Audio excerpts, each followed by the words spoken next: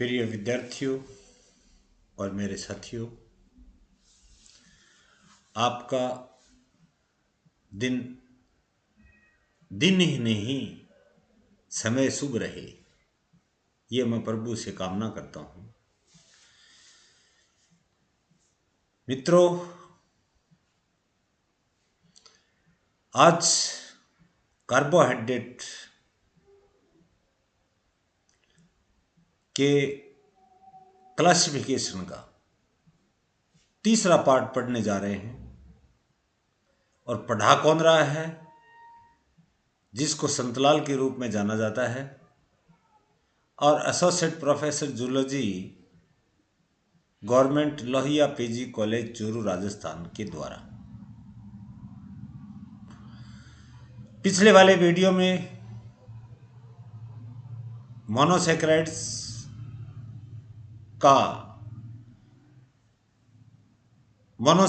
की comprehensive study की थी। आज मैं आपको ओलिगोसैकेराइड्स और पॉलीसैकेराइड्स के बारे में विस्तार से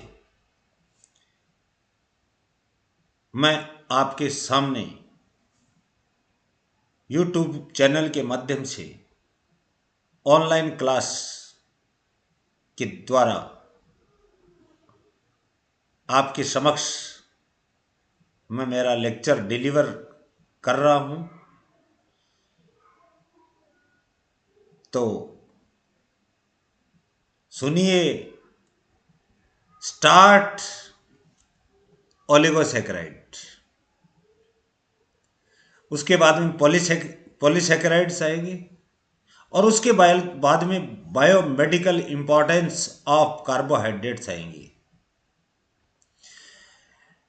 ओलिगोसैकेराइड पढ़ने से पहले ग्लाइकोसाइडिक बॉन्ड या लिंकेज के बारे में पढ़ना चाहते हैं कि ग्लाइकोसाइडिक बॉन्ड होता क्या है।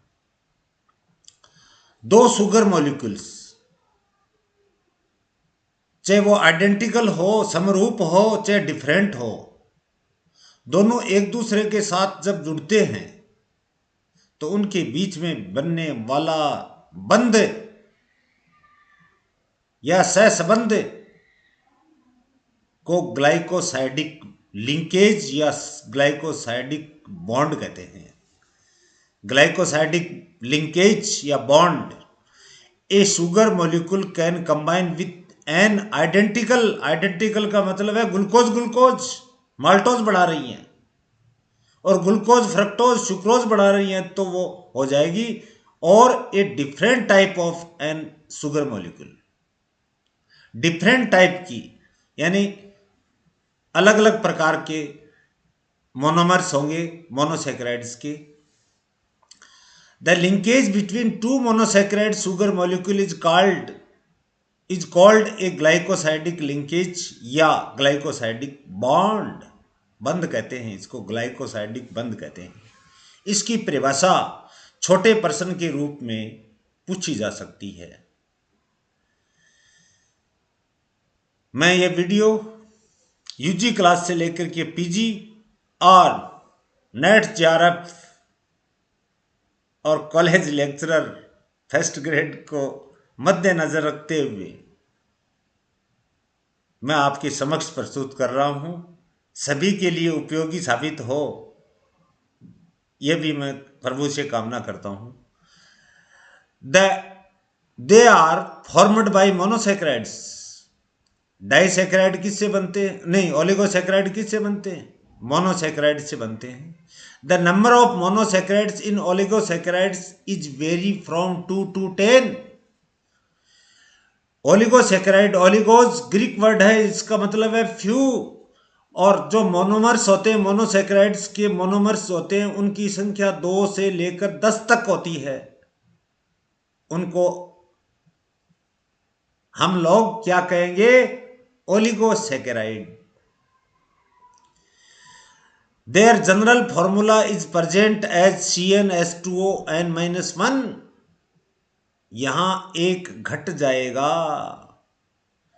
H2 है तो एक घट जाएगा, ऑक्सीजन है तो घट जाएगा, C है तो वैसा का वैसा रहेगा H2ON-1।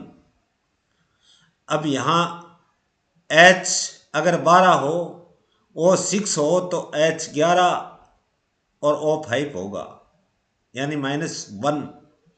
On the basis of number of monosaccharides, they are classified as disaccharide, trisaccharide, tetrasaccharide, pentasaccharide, etc. यानी मोनोसैकेराइड्स की संख्या के आधार पर ओलिगोसैकेराइड को डाइसैकेराइड, ट्राइसैकेराइड, टेट्रा और पेंटासैकेराइड्स के अंदर विभाजित करते हैं। मोनो का मतलब एक बताया था, डाई का मतलब 2, tri means 3, tetra means 4, penta means 5 और hexa means 6, hepta means 7, octa means 8, deca means nano means 9, deca means 10। Disaccharide, di का मतलब है 2 मोनोसैकेराइड के यूनिट्स यूनाइट होंगे। It is formed by condensation of 2 monosaccharides. 2 monosaccharide के संघनन से, जुड़ने से ये डाइसैकेराइड बनते हैं। The important monosaccharides are maltose, sucrose, cellobiose etcetera. These are the most important of oligosaccharides। ये सबसे महत्वपूर्ण हैं ओलिगोसैकेराइड्स के अंदर। They occur as constituent of both plant and animal cells। क्यों कि ये पादप कोशिका और जंतु कोशिकाओं के निर्माण में बहुत ज़्यादा अधिक मात्रा में भाग लेते हैं, इस कारण से ये महत्वपूर्ण है। ये disaccharide is formed by condensation of 2 monomers of monosaccharides with elimination of 1 water molecules। जब 2 मोनोसैकेराइड की यूनिट एक दूसरे के साथ कंबाइन होंगी, संघनित होंगी, तो वाटर मॉलिक्यूल बाहर निकल जाएगा, एलिमिनेट हो जाएगा, निष्कासन हो जाएगा। The important disaccharide are lactose, maltose and sucrose etc. Next मित्रों, एक एक को ले रहे हैं। पहले ले रहे हैं माल्टोज, जिसको माल्ट शुगर बोलते हैं। माल्ट क्या होता है? जौ के बीजों को कहा जाता है। वैसे बरली या बार्ले जिसको बोलते हैं, उसके बीजों को कहा जाता है, तो इसको माल्ट शुगर, माल्टोज को कहते हैं। It is found in germinating seeds, जो जर्मिनेट हो रहे हैं उन बीजों के अंदर, एंड माल्ट के अंदर ये माल्टोज या माल्ट शुगर पाया जाता है। It is also produced during the digestion of starch by alpha amylase. Alpha amylase के द्वारा जब पाचन होता है, तो उसके द्वारा भी ये पॉलीसैकेराइड से पॉलीसैकेराइड का डाइजेशन जब होगा, तो उससे भी ये अपने को प्राप्त होता है। कौन? Maltose. Maltose on hydrolysis yield 2 molecules of glucose, glucose plus glucose. Maltose के अंदर 2 ग्लूकोज के मोनोमर्स पाए जाते हैं।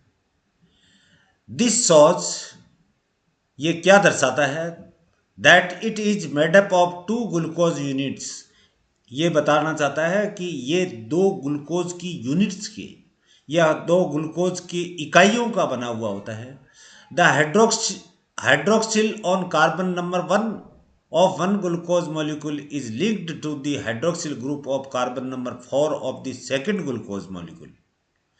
कार्बन ग्लूकोज के पहले वाले ग्लूकोज के कार्बन नंबर 1 और दूसरे ग्लूकोज के कार्बन नंबर 4 के हाइड्रोक्सिल ग्रुप आपस में अल्फा 1,4 ग्लाइकोसाइडिक बॉन्ड के द्वारा जुड़ते हैं।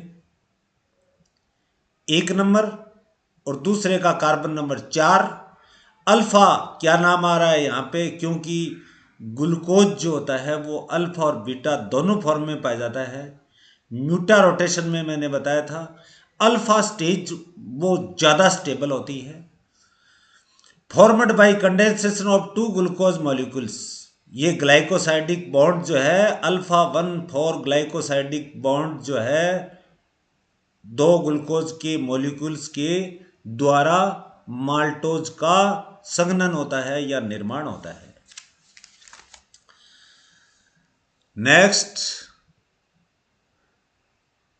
They have alpha glycosidic linkage, इनमें क्या पाया जाता है, अल्फा ग्लाइकोसाइडिक लिंकेज पाया जाता है। Such as linkage is known as alpha 1,4 glycosidic linkage.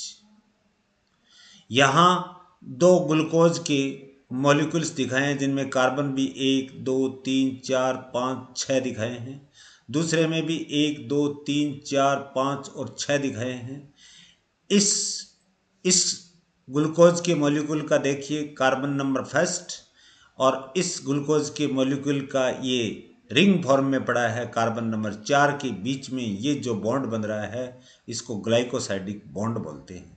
तो ये 1,4 लिंकेज हो गया, ये 1,4 ग्लाइकोसाइडिक बॉन्ड हो गया। पहला नंबर कार्बन है तो इसको अल्फा भी बोलते हैं, दूसरे को बीटा बोलते हैं, तीसरे को डेल्टा बोलते हैं, फिर थीटा गामा थीटा आगे चलता जाता है। इसलिए यहाँ अल्फा भी काम में इसीलिए काम में लिया जाता है क्योंकि कार्बन नंबर 1 और कार्बन नंबर 4 यानी कार्बन नंबर 1 के साथ में और 4 नंबर के साथ में ग्लाइकोसाइडिक बॉन्ड द्वारा ये दो ग्लूकोज की इकाइयाँ, दो ग्लूकोज की यूनिट्स मिलकर के माल्टोज का निर्माण करती हैं। देन सेकंड सुक्रोज, जिसको कैन शुगर बोलते हैं। कैन शुगर गन्ने वाली sugar, it is widely distributed in higher plants. उच्च श्रेणी के जो पादप होते हैं उनमें तो ये बहुत ज़्यादा विस्तृत रूप से वितरित होती है। अल्दो यद्यपि the commercial sources are solely sugar cane, solely का मतलब केवल, द कॉमर्शियल का मतलब है कि कुछ न कुछ प्राप्त करने के लिए। तो ये क्या कह रहा है, अल्दो यानी it is widely distributed in higher plants although the commercial sources are solely sugar cane. Sugar cane का मतलब गन्ना की चीनी, और पूर्णतया यानी केवल, सोलिली का मतलब है केवल, sugar cane and sugar beets. अब शुगर बीट्स क्या होता है, चुकंदर का शुगर, चुकंदर का शुगर बीट्स के अंदर ये सबसे ज़्यादा पाया जाता है, और कॉमर्शियल व्यापारिक दृष्टि से इन्हीं से लोग प्राप्त करते हैं और पैसा अर्जित करते हैं। सुक्रोज कंसिस्ट जो होगा, कंसिस्ट नहीं होगा, कंसिस्ट टी के बाद में ऐसा आता है जय बोला जाएगा, उच्चारण प्रोनाउंसिएशन जय होगा। By 1D glucose and 1D fructose unit. Glucose और फ्रक्टोज, डी तो एक सापेक्ष विन्यास है चाहे कोई भी शुगर हो।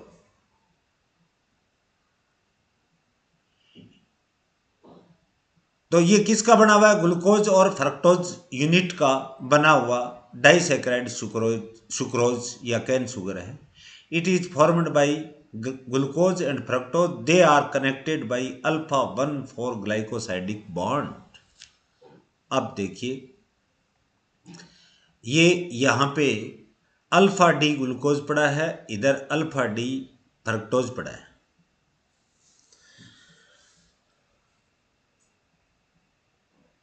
ये है कार्बन नंबर 1 जिसके साथ में हाइड्रोक्सिल ग्रुप जुड़ा हुआ है। यह है कार्बन नंबर 1, ये हो गया कार्बन नंबर 2। इनके बीच में ग्लाइकोसाइडिक बॉन्ड बनेगा, उसको बोलेंगे 1,2 ग्लाइकोसाइडिक बॉन्ड। ये देखिए यहां रिवर्सिबल अभिक्रिया है।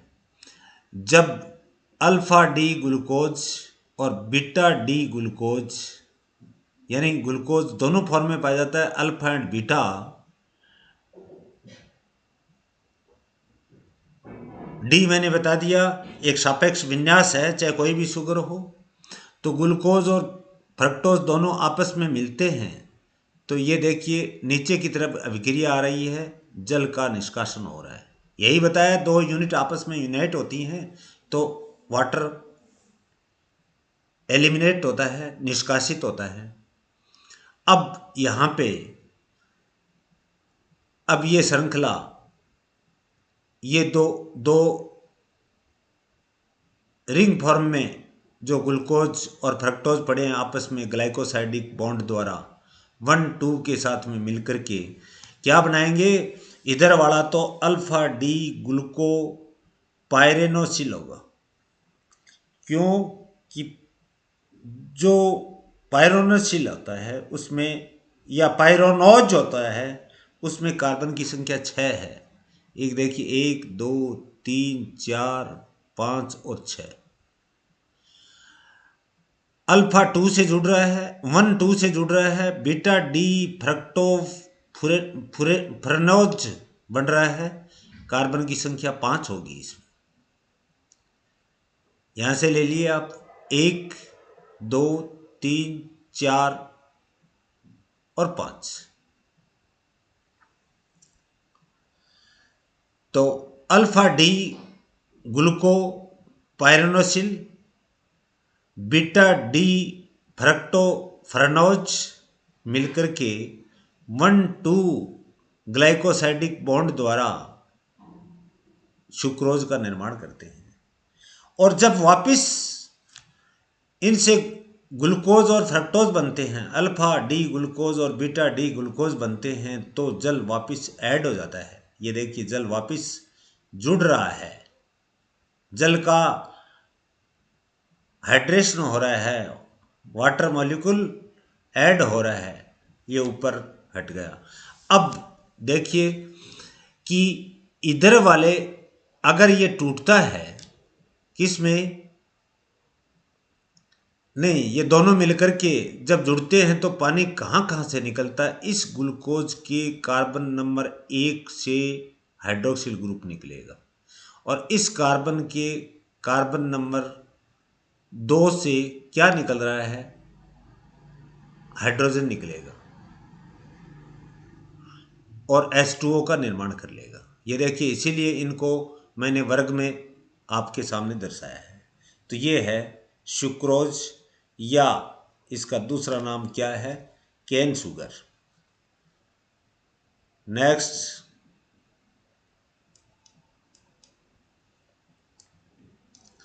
लैक्टोज जिसको मिल्क शुगर बोलते हैं, क्योंकि ये मैमल्स के मिल्क में पाया जाता है, स्तनधारियों के मिल्क में पाया जाता है, और इसका संश्लेषण जो होता है वो मेमरी ग्लैंड्स के अंदर होता है, स्तन ग्रंथियों के अंदर होता है। It is synthesised in the mammary glands. It may also be present in the urine during pregnancy. गर्भावस्था के अंदर फीमेल में मूत्र में भी लैक्टोज पाया जाता है। Lactose is made up of 1 glucose and 1 galactose, गैले वाला galactose, 1 glucose 1 galactose unite linked by beta 1,4 linkage या बॉन्ड।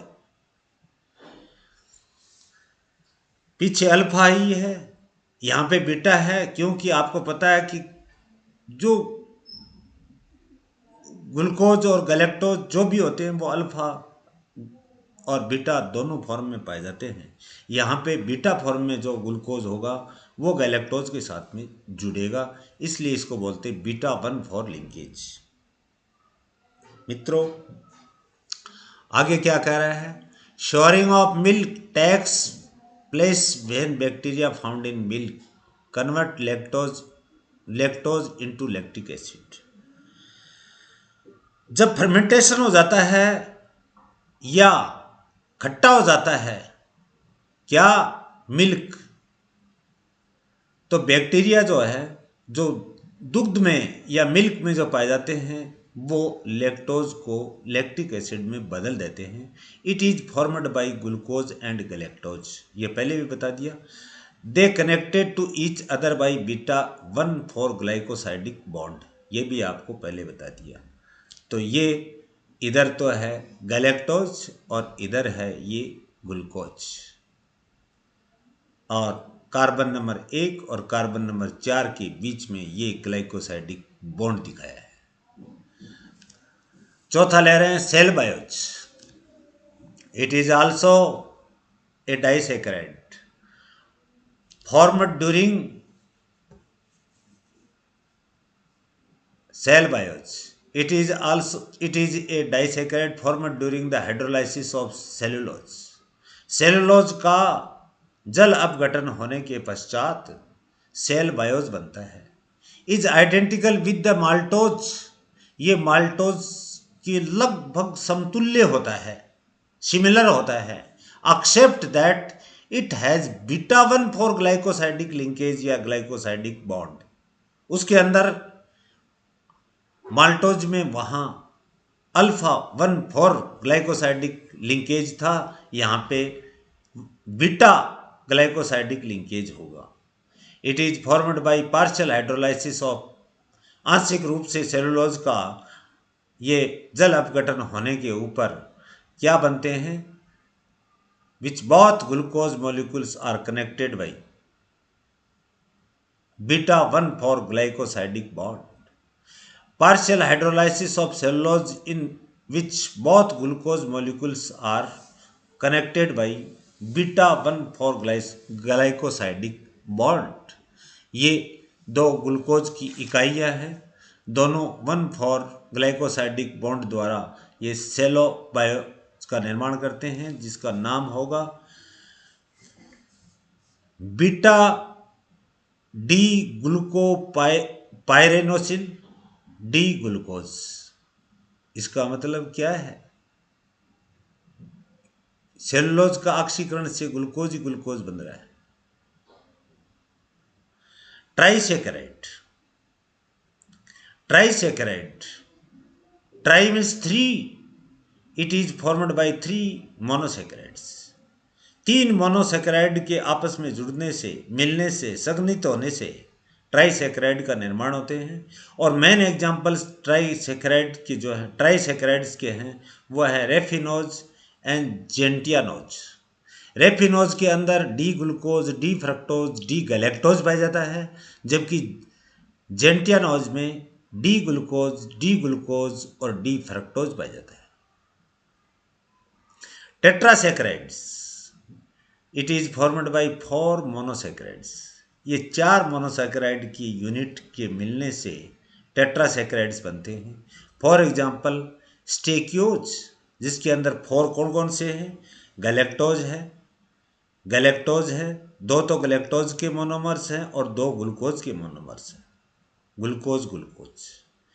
पेंटासेकेराइड्स, 5 मोनोसेकेराइड की यूनिट के आपस में जुड़ने से पेंटासेकेराइड का निर्माण होता है। उदाहरण जाइलेन, 5D जाइलोज, और इनमें पाए जाने वाला ग्लाइकोसाइडिक बॉन्ड होगा 1,4 बीटा 1,4। दूसरा है आर्बेन के अंदर क्या है? 5D अरेबिनोज है, वो अल्फा 1/5 के द्वारा जुड़ रहा है। यह है पेंटासेकेराइड, 5 मोनोसेकेराइड्स की यूनिट है। नेक्स्ट,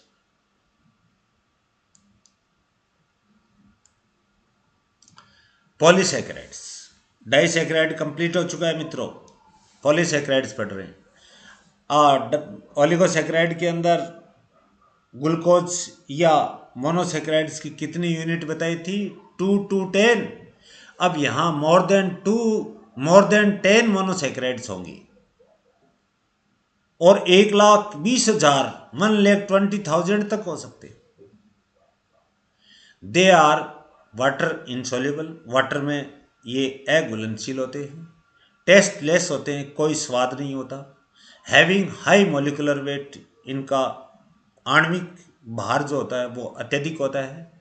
दे आर लीनियर और ब्रांच्ड, दोनों प्रकार के हो सकते हैं, रेखीय भी हो सकते हैं और शाखाएं 1,6 लिंकेज के द्वारा 1/4 तो लीनियर होती है और ब्रांच्ड अवस्था होती है 1/6 लिंकेज, तो दोनों रूपों में ये पाया जाता है। They are classified into 2 groups, homopolysaccharides और हेटेरो। होमो मीन्स सिमिलर और हेटेरो मीन्स ऑड, विषम। होमोपेल मतलब होमो का मतलब है they are formed by some categories of monosaccharides, same categories, some categories,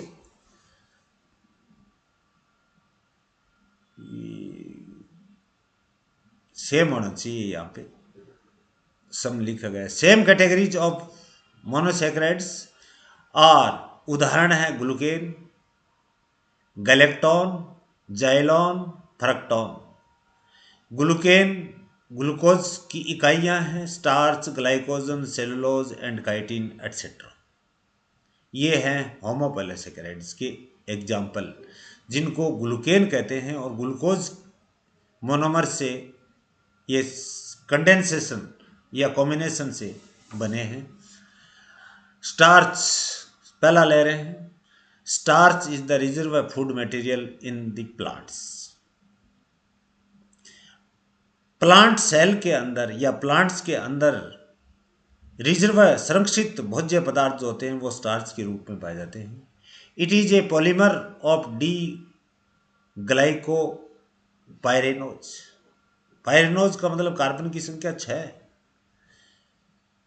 glucopyranose units linked 1/4 glycosidic bond, आपस में 1/4 ग्लाइकोसाइडिक बॉन्ड द्वारा डी ग्लूकोपाइरेनोज जो है वो यूनिट आपस में जुड़ती हैं। It consist of a mixture of amylase and amylopectin in the proportion of 1:4। अनुपात क्या होगा? 1 से लेकर 4 तक होगा अमाइलेज और अमाइलोपेक्टिन के बीच में। अगर मिश्रण बनाएंगे तो 1:4 आ रहा है तो अमाइलेज 1 होगा, अमाइलोपेक्टिन 4 होंगी। Both are high molecular weight compound, दोनों अत्यधिक आणविक भार वाले यौगिक होते हैं। Amylase is a linear, amylase enzyme भी है। अमाइलेज एक लीनियर रेखीय श्रृंखला वाला पॉलीसैकेराइड है। While amylopectin is branched, amylopectin शाखी होता है। इसका मतलब अमाइलेज में तो 1/4 ही है और अमाइलोपेक्टिन जब बनेगी तो 1/6 और ब्रांच बन जाएगी। Treating starch with hot water dissolve amylase, अगर गर्म पानी के साथ में स्टार्च को घोला जाए तो अमाइलेज तो डिजोल्व हो जाता है। वाइल अमाइलोपेक्टिन रिमेन्स, अमाइलोपेक्टिन कभी भी डिजोल्व यानी पानी में, गर्म पानी में घुलनशील नहीं है। It is present in plants, ये पादपों में पाया जाता है। It is made up of 2 polysaccharides, amylose and amylopectin. अब देखो अमाइलोज, ये अमाइलोज का,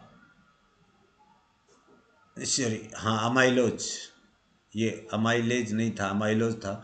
अमाइलोज की ये देखिए 1/4 ब्रांच है, 300 से लेके 600 तक। ये देखिए आप डायग्राम में, एक एक यहाँ ग्लूकोज की यूनिट आ रही है और यहाँ क्या कर रहा है, it contains about 200 to 500 glucose units. यहाँ दिखाई है 300 to 600 यूनिट्स, दोनों राइट है। कुछ किताबों के अंदर ये लिखी हुई है, जबकि ये डायग्राम मैंने नए फॉरेन ऑथर की बुक से उठाया है और उसमें इतनी यूनिट्स दिखाई हैं। इसका मतलब कोई फर्क नहीं पड़ता, 1,20,000 तक हो जाए। Which are arrange in the form of a straight chain. ये अमाइलोज जो है ये सीधी श्रृंखला में होता है, लीनियर श्रृंखला में होता है। Its molecular weight varies from a few thousand to about 1,50,000। इनका मॉलिकुलर वेट जो होता है कुछ हजारों से लेकर के 1,50,000 तक हो सकता है। Amylase gives intensive blue colour with iodine. Amylose है, ये दूसरा नाम अमाइलेज होगा। अगर आयोडीन के साथ में इसका आयोडीन इसमें मिला दिया जाए तो ये किस प्रकार का नीला रंग प्रदान करता है और वाटर में सोल्यूबल होता है और लीनियर होता है और कॉन्स्टिट्यूट 20% पार्ट, 20% भाग ये अपना जो है पादपों में रखता है या बना हुआ होता है। Bond is alpha for glycosidic. Bond जो होगा वो अल्फा फॉर ग्लाइकोसाइडिक होगा और produce blue colour with ferrous. Ferrous के साथ में ये नीला रंग देता है। अमाइलोपेक्टिन इस it has over 1,000 glucose units या रेजिड्यूज। 1,000 से ज़्यादा ग्लूकोज की अवशेष या यूनिट्स होती हैं और मॉलिकुलर वेट कितना है देखिए, 2 lakh 2 lakh to 10 lakh dalton. Capital D small a dalton बोलते हैं मॉलिकुलर वेट की यूनिट है। It has a branched structure. Amylopectin यहाँ अमाइलोज या अमाइलेज जो पढ़ा है वो तो स्ट्रेट चेन है, एकदम सीधी श्रृंखला है, जैसे ये दिखाई है। ये अब ये देखिए सीधी श्रृंखला है, लेकिन इधर 1/6 ब्रांच बन गई। ये कार्बन नंबर 6 और ये कार्बन नंबर 1। यहाँ देखिए आप डायग्राम की ये स्ट्रक्चर फॉर्मूला में देखिए आप, ऊपर वाले ग्लूकोज का कार्बन नंबर 1 और नीचे वाले का कार्बन नंबर 6 के बीच में ये जो बॉन्ड बन रहा है ओ के द्वारा, वो 1,6 ग्लाइकोसाइडिक बॉन्ड होगा। अब ये साखी यहां से पहली ब्रांच प्रारंभ हुई है। तो amylopectin branched structure, amylopectin consists of glucose unit linked by 1,4-glycosidic bond. There are occasional 1,6-glycosidic bond which cause branching. मुख्यतया तो ये क्या कह रहा है कि 1,4-ग्लाइकोसाइडिक बॉन्ड के द्वारा लीनियर श्रृंखला ही होती है, लेकिन कभी कभी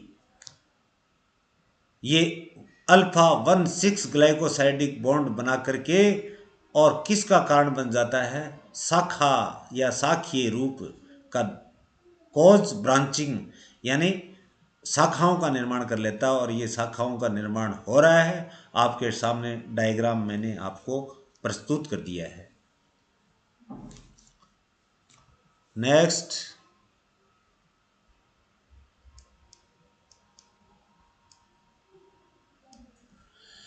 glycogen, it is very important.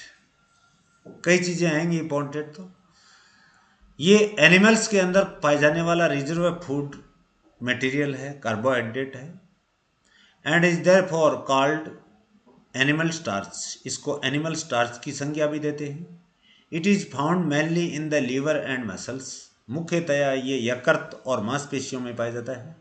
Glycogen in the liver supplies glucose to the all tissues through the blood. Glycogen जो है लीवर जो है ये ग्लाइकोजन को ग्लाइकोजिनोलाइसिस द्वारा तोड़ करके ग्लूकोज में बदलता है। ग्लूकोज ब्लड में आता है, ब्लड के द्वारा ये शरीर के विभिन्न ऊतकों तक एनर्जी या ऑक्सीडेशन के लिए, अपने ऑक्सीकरण के लिए, जिससे ऊर्जा प्राप्त होगी कार्य करने के लिए, ये ग्लूकोज ब्लड के द्वारा विभिन्न ऊतकों में पहुंचा देता है।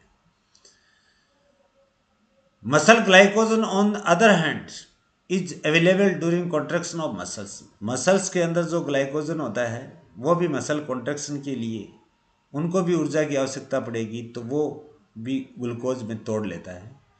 It is mainly present in animals, लेकिन ये मुख्यतया एनिमल्स में पाया जाता है। It is branch type molecule, ये शाखीय अवस्था में पाए जाने वाला, पूर्णतः शाखीय रूप में पाए जाने वाला ये मॉलिक्यूल या ग्लाइकोजन जो रूप है वो हैविंग ग्लूकोज मॉलिक्यूल्स 5000 to 10,000, 5000 से लेकर के 10,000 तक ग्लूकोज के मॉलिक्यूल्स पाए जाते हैं। और it exhibits 1 alpha 1,4 and alpha 1,6 glycosidic linkage, या 1,4 1,6 अल्फा आ रहा है दोनों जगह, glycosidic linkage. Alpha 1,6 bond is present on branching point. सबसे पहले 1,6 ब्रांच जो बनेगी तो वो पहली श्रृंखला जो बनेगी वो किसकी होगी? ब्रांच्ड फॉर्म की शुरुआत होगी। स्ट्रक्चर लाइक एमाइलोपेक्टिन, ये सेम जैसा पीछे मैंने एमाइलोपेक्टिन में जैसा स्ट्रक्चर बताया है वैसा ही इसका स्ट्रक्चर होता है। सेलुलोज, यहाँ डायग्राम देने की जरूरत नहीं है, स्ट्रक्चर फार्मूला देने की जरूरत नहीं है, पीछे एमाइलोपेक्टिन में आ गया। Cellulose it is present in cell wall of plant cell, पादप कोशिकाओं की कोशिका भित्ति में पाया जाता है। It is a linear molecule, ये देखिए आप, लीनियर है, ये देखिए लीनियर मॉलिक्यूल, सीधी रेखा में पाए जाने वाले मॉलिक्यूल्स आपस में ग्लाइकोसाइडिक बॉन्ड द्वारा जुड़े हुए। और यहाँ जो जुड़ेंगे सेलुलोज में, वहाँ ध्यान रखना बीटा ग्लाइकोसाइडिक बॉन्ड होंगे, ये beta glycosidic bond, beta glycosidic bond. It is formed by beta glucose, क्योंकि ग्लूकोज किस श्रेणी का है? ग्लूकोज दो फॉर्म में पाया जाता है, अल्फा एंड बीटा, इसलिए यहाँ पे नाम दिया है beta glycosidic bond. Connected to each other by beta glycosidic bond, it is water insoluble, ये भी जल में अघुलनशील होता है। Termite can digest cellulose, termite के अंदर सेलुलोज एंजाइम पाया जाता है हैंडगट के अंदर, जिसमें इसका पाचन आसानी से हो जाता है। It is not digested by digestive system या डाइजेस्टिव एंजाइम्स ऑफ मैन, मनुष्य के अंदर डाइजेस्टिव एंजाइम सेलुलेज की अनुपस्थिति के कारण इनका पाचन आहार नाल में कदापि नहीं होता। Therefore forms of the bulk and roughage of fruit, ये एक प्रकार का, चूंकि अपने के अंदर बल्क और रफेज के रूप में फूड में पड़ा रहता है cellulose. Then chitin, it is present in exoskeleton, very very important. Crustacean animals जो होते हैं या इंसेक्ट जो होते हैं जिनका हार्ड एक्सोस्केलेटन पाया जाता है इनवर्टिब्रेट के अंदर, उनका एक्सोस्केलेटन काइटिन का बना हुआ होता है। It is made up of N acetyl D glucosamine which are connected by 1,4 glycosidic bond. ये देखिए, ये तो दिखाया है एन एसिटिल ग्रुप, और ये है ग्लूकोसेमिन, ये देखिए आप, इससे आगे शाखाएं और जुड़ रही हैं, क्योंकि यहाँ देखिए आप क्या दिखाया है, एन दिखाया है, असंख्य शाखाएं जुड़ रही हैं। तो यह है काइटिन का structural formula. Agar, very important, it is galactan consisting of both D and L, galactose, GALA.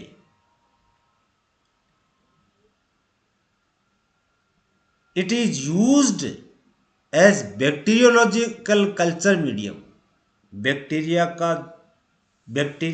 का जब संवर्धन माध्यम बनाते हैं उसमें यह अगार ही मुख्य रूप से काम में आता है। पॉलीसेकेराइड है ये। पेक्टिन्स फ्रूट्स के अंदर बहुत अत्यधिक मात्रा में पाया जाता है। It is abundant in pectins are abundant in fruits specially in the rind of citrus fruit.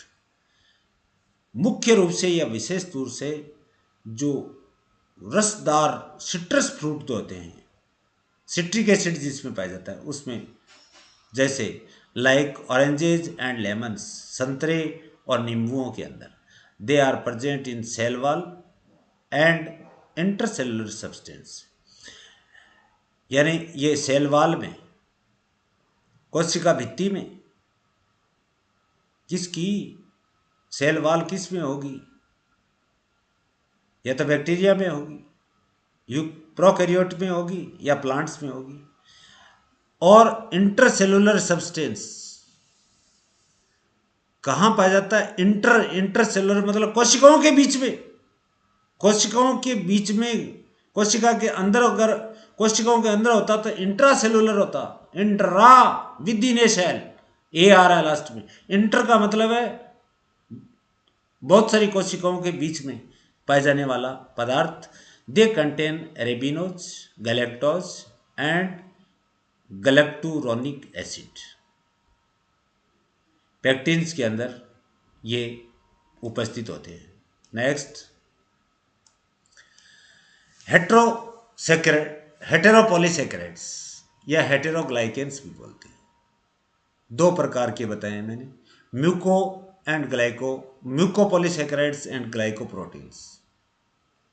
म्यूकोपॉलीसेकेराइड्स examples, hyaluronic acid egg membrane पे, अंडे की झिल्लियों के ऊपर के अंदर पाया जाता है। और ये हाइलुरोनिक एसिड जो है ये एग मेम्ब्रेन को स्पर्म जब ओवम के अंदर प्रवेश करता है तो उसको डिजोल्व करने का भी कार्य करेगा। अब आ रहा है chondroitin sulphate. It is predominant in cornea. Predominant प्रभावी किसमें है? आंख के कॉर्निया में। कार्टिलेज, दो हड्डियों के बीच में पाई जाने वाली उपास्थि। टेंडन्स, ये भी दो बोन्स के बीच में पाए जाने वाले मसल्स के बने हुए टेंडन्स। त्वचा में, हार्ट, स्किन में और हार्ट में पाए जाने वाले बाइकस्पिड और ट्राइकस्पिड वाल्व में और लार में यानी सलाइवा में पाया जाता है। It is made up of galactose amine sulphate. ये गैलेक्टोज एमाइन सल्फेट का बना हुआ होता है। हिपेरिन नेचुरल एंटीकोगुलेंट होता है। आप नॉन कॉर्डेट के अंदर हिरुडिनेरिया पढ़ते हो तो उसके अंदर हिरुडिन नाम का एक एंटीकोगुलेंट आता है। लेकिन जब कॉर्डेट पढ़ते हो आप, और अपन chordate animal physiology, human physiology apply कर रहे हैं, अपन जंतुओं की फिजियोलॉजी पढ़ रहे हैं। Heparin, it is anticoagulant. ये प्रतिस्कंदक की तरह कार्य करते हैं। एंटीकोगुलेंट का मतलब है ब्लड का कोगुलेशन संपन्न नहीं होता। अगर ब्लड का कोगुलेशन संपन्न हो जाएगा तो मनुष्य मृत्यु को प्राप्त हो जाएगा। अब देखिए, secreted by mast cells in the intestinal mucosa, liver, lung, spleen and kidney.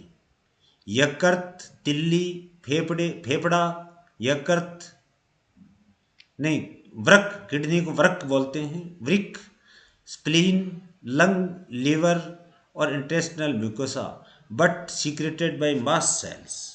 अब मास्ट सेल्स क्या होते हैं? ये कनेक्टिव टिश्यूज के बीच में पाई जाने वाली माइग्रेटरी सेल्स होती हैं और इनके अंदर जो ग्रेन्यूल्स पाए जाते हैं उनके अंदर हिस्टामिन और हिपेरिन अत्यधिक मात्रा में उपस्थित होता है। Histamine and heparin, it is anticoagulant which prevent the conversion of prothrombin to thrombin. Prothrombin को थ्रोम्बिन में नहीं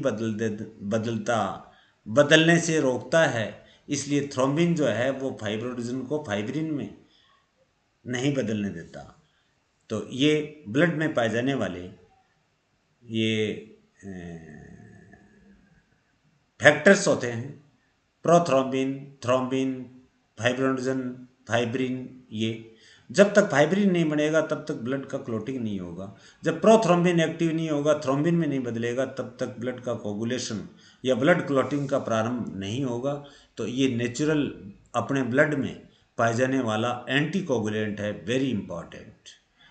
बी म्यूकोपॉलीसेकेराइड्स पढ़े हैं। बी है glycoprotein, carbohydrate plus protein, all receptor molecules are made up of glycoprotein.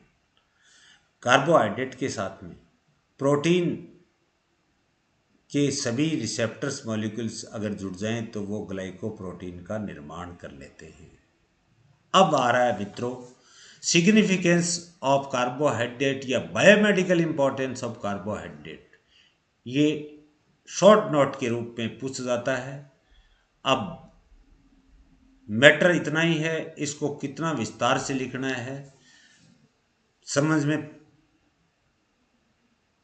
परे की बात है। एनर्जी प्रोवाइडर होता है पहला point. It is about 60% of total energy requirement for man is provided by the breakdown of carbohydrate. मनुष्य के लिए जितनी ऊर्जा की आवश्यकता होती है शरीर में, उसका 60% भाग जो है वो एनर्जी मात्र कार्बोहाइड्रेट देता है। तो ये ऊर्जा प्रदान करने वाला सोर्स है।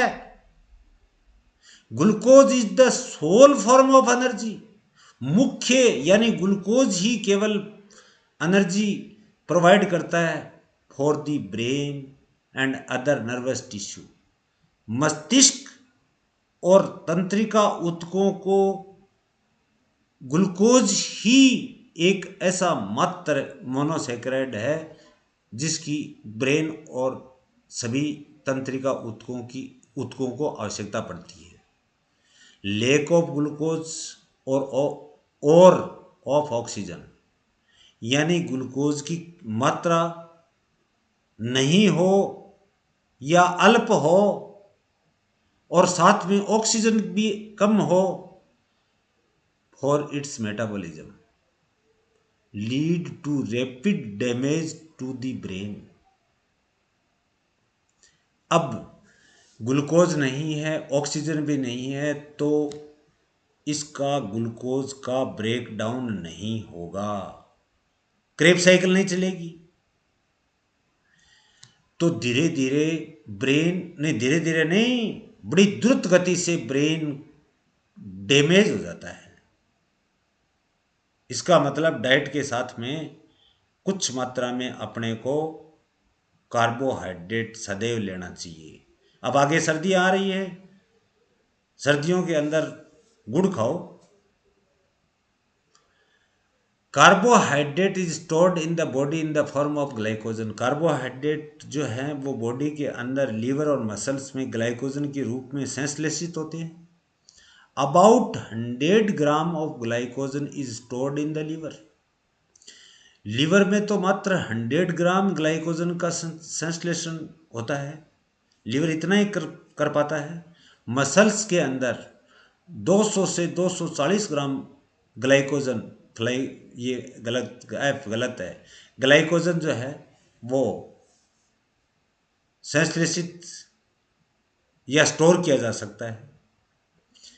सेकंड आ रहा है cell wall formation in plant. Cell wall जो प्लांट की होती है वो इनके द्वारा ही बनती है, और ये फैट्स के ऑक्सीडेशन को स्टिमुलेट या उद्दीपित या उत्प्रेरित करने का कार्बोहाइड्रेट्स कार्य करते हैं, और ये हेल्पफुल है in synthesis of vitamins, specially vitamin C, ascorbic acid and certain B complex vitamins. Vitamin C, ascorbic acid और विटामिन बी कॉम्प्लेक्स कई प्रकार की विटामिन होती हैं, जैसे मुख्य रूप से साइनोकोबाल एमाइन होगी C12, C12, उसका सिंथेसिस करने में भी कार्बोहाइड्रेट मुख्य भूमिका अदा करते हैं। सोर्स ऑफ कनेक्टिव टिश्यू, ये कनेक्टिव टिश्यू इसी के द्वारा ही बनते हैं। Synthesize steroid hormone by glycosides, steroid hormones जो होते हैं, अब आप यहाँ अगर बड़ा करना चाहते हो तो स्टीरॉयड हार्मोन में आगे आपको आगे वाले वीडियोस में बताऊंगा, वहाँ उनको आप ऐड कर सकते हो। एक्ट एज ए मेडिसिन, ये औषधियों के रूप में भी प्रयोग में लिया जाता है। Heparin prevents the clotting of blood, इनमें पाए जाने वाला हिपेरिन नाम का जो पॉलीसेकेराइड है वो ब्लड के क्लॉटिंग को रोकता है। अब आ रहा है lactose promotes the growth of the desirable bacteria in the small intestine. Lactose जो है वो अपनी आहार नाल की यानी स्मॉल इंटेस्टाइन आहार नाल की छोटी आंत्र में, स्मॉल इंटेस्टाइन के अंदर जो आवश्यक शरीर के लिए आवश्यक बैक्टीरिया जो होते हैं उनकी वृद्धि को बढ़ाता है, प्रमोट करता है, उद्दीपित करता है, इंक्रीज करता है। Monosaccharides are important constituent of nucleic acids, nucleic acids के लिए भी पीछे पढ़ा है अपन ने, ribose, deoxyribose nucleic acid के लिए भी, और के भी इम्पोर्टेंट घटक है, कार्बोहाइड्रेट्स घटक होते हैं। Monosaccharides are important constituents of nucleic acids, nucleic acids के मोनोसैकेराइड बहुत ही महत्वपूर्ण घटक होते हैं। Coenzyme, flavoprotein and blood group substances are also made up by carbohydrates. तो ये हुआ कार्बोहाइड्रेट का क्लासिफिकेशन कंप्लीट। वीडियो थर्ड में 3 वीडियो में बना है, तीनों वीडियो को क्रम से सुनोगे तो आपके किसी भी प्रकार के किसी भी स्टैंडर्ड की कोई भी परीक्षा हो, आप कभी भी असफल नहीं हो सकते, ये मैं आशीर्वाद देता हूँ। Thank you for watching my video.